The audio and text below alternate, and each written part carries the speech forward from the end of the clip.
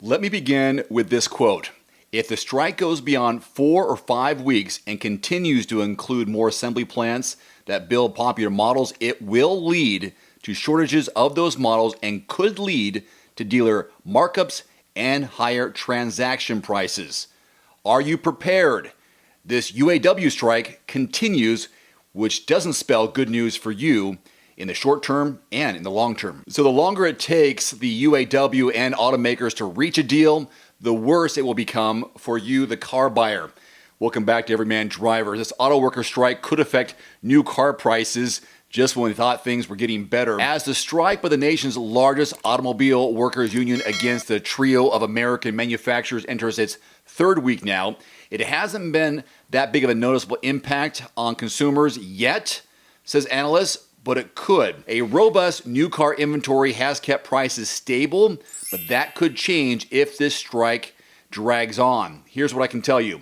The UAW has broadened its strike last week against Ford, GM, and Stellantis, the big three, to include more assembly plants than the initial strike. And now, more than 25,000 union members, or nearly 17% of the three automakers' union-backed workforce, are picketing the manufacturers for better pay and benefits. I'm sure you'll keep it up on some of this.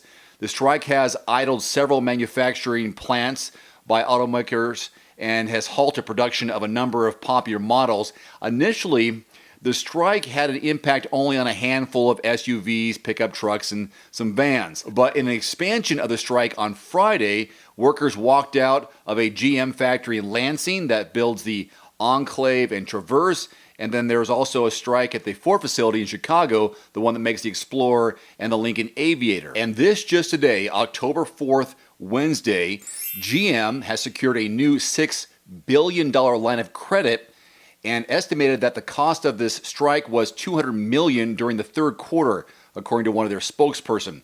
The target strike against the Detroit Three began on September 15th. And the reason for this line of credit, according to their chief financial officer over at GM, they said it was prudent given the statements from the UAW officials that, quote, that they intended to drag this on for months. So they're trying to get some pad there so they can stay in business. The UAW said just a few days ago on Monday that it presented a new contract offer to GM. GM in turn said that despite the offer, there were significant gaps remaining.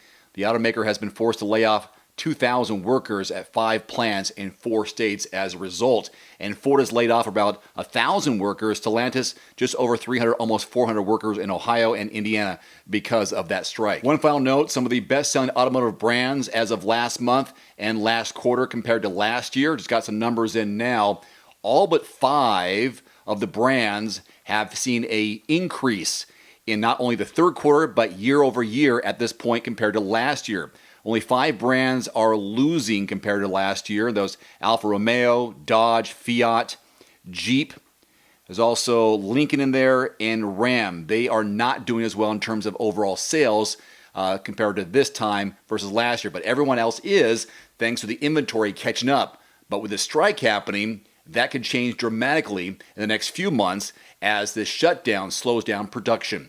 What are your thoughts on shopping for a new car now versus waiting? And also the prices that may be changing from dealerships who are going to have to scramble to make ends meet on their part. And we may see those prices on MSRPs go up once again. What are your thoughts? Leave them in the comment section below. Today's video is brought to you by The Cold Plunge. Use discount code DAVE150 at checkout at thecoldplunge.com. Immediately save $150 off your purchase. That's DAVE150 at thecoldplunge.com. There's also a link below this video. Thanks for watching. Please click subscribe and give us a thumbs up. See you next time.